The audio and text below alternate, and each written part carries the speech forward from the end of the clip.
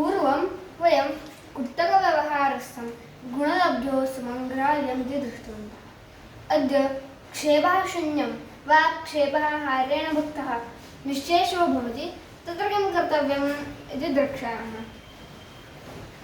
तत्र उदाहरणमस्ति केन पञ्चगुणिता संयुता पञ्चषष्टिसहिताश्रितेऽथवा स्त्रयोदशऋता निरग्रका तं गुणं गणकमे पृथग् वद।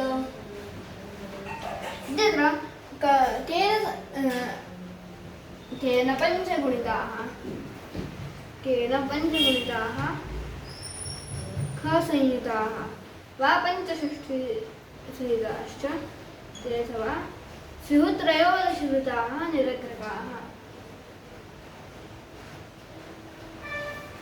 निरग्रकाः स्युः तं गुणं गणकमे पृथक् वद। तं गुणं गणकमे पृथक् वद इत्यत्र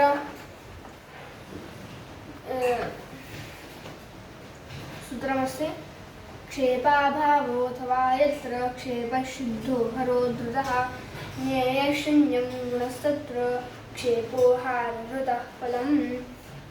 तत्र यदस्ति तत्र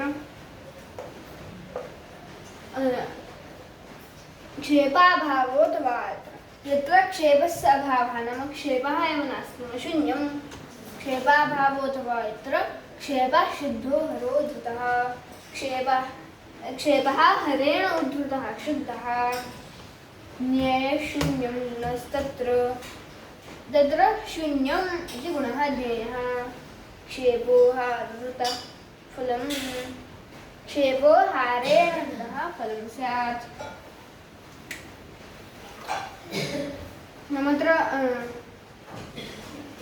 क्षेप अभावः वा क्षेपः हरेण उद्धृतः शुद्धः तत्र गुणः शून्यं ज्ञेयः इत्यत्र यावत् तावत् समानं शून्यं। क्षेपः हारेण भुक्तः फलं स्यात्। तत्र कालकमानं शून्यं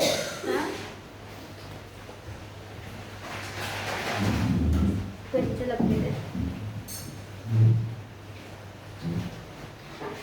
तत्र अस्माभिः दृष्टं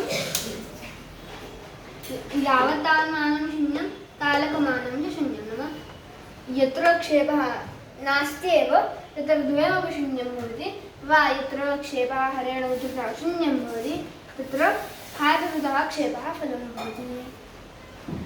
अधुना अग्रिमपर्याये सर्वत्र यत् बहुधा गुणाप्ति इति दर्शयितुं सूत्रमस्ति तद् द्रक्ष्यामः। नमो नमः।